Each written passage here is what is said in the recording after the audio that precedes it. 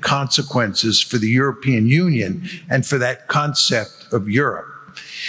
And I think what's going to happen here over time is the Americans are going to reduce their presence in Europe. And I think you're going to see centrifugal forces that are already at play inside of Europe accelerate. And I believe over time, more countries in Europe will look like Hungary.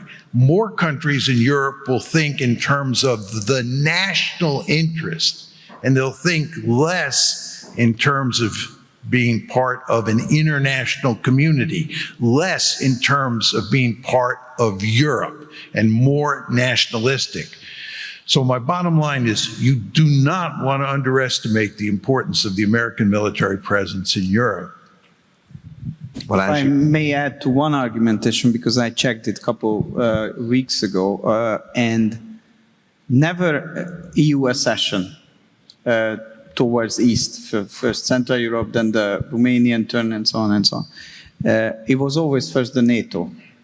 So first NATO membership, and then a couple of years after EU. So it's exactly the point you were making, that first securing the territory militarily, and then the economic integration. So this is how it goes. So it proves your point. My problem is that since the Brits left the European Union, and since we have serious political power decay, let's put it that way, in Germany and in France, who are the two major forces of managing the European integration. Now, the so-called unelected, and it's not a political term on my side, it's a rational description on them. So unelected bureaucrats and leaders, they are dictating and they are trying to dictate the policies. And their idea is that the only way to make Europe successful again is that they have to do something with the war. So they have to increase military production, which would increase GDP. And for this reason, they have to spend more.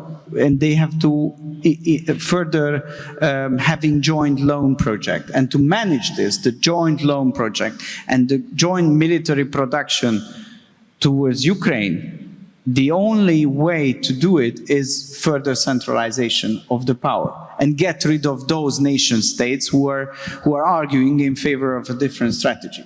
So what is really the case, whether European nations, Hungary, and some other countries as well, where there are real political turbulences in France, in the Netherlands, in many countries. Czech Republic is facing elections where these kind of realist political forces are taking the polls.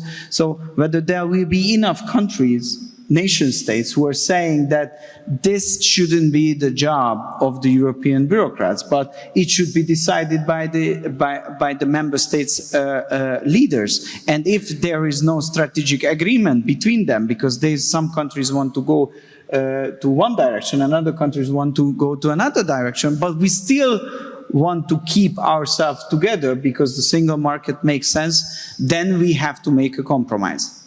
But first of all, the national side, if I may put it that way, the side of the nation of Europe, they have to show strength in politics to push back of this liberal joint loan projects, centralization, and fueling the war strategies. So we have to have an alternative, and we have to push back in every country. This is why the upcoming elections, both in Hungary and both abroad, are critical ones.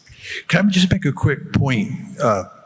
And I think you made this point earlier, Balázs, but if the Americans reduce their presence in Europe and you begin to see these centrifugal forces I described come into play, the question is, how do you deal with that problem?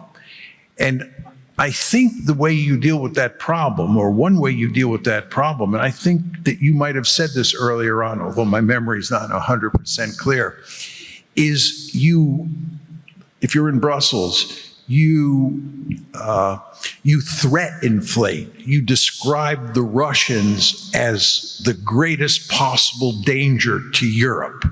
Because if you have an other out there, if you have this threat out there that threatens all of Europe, then there are very powerful incentives for the European states to work together to deal with that threat.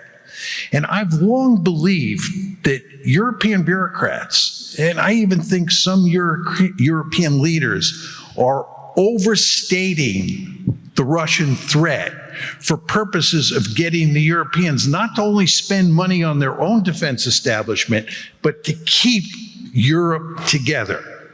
And of course, if I'm right, and if that's what's going to happen here, and the European establishments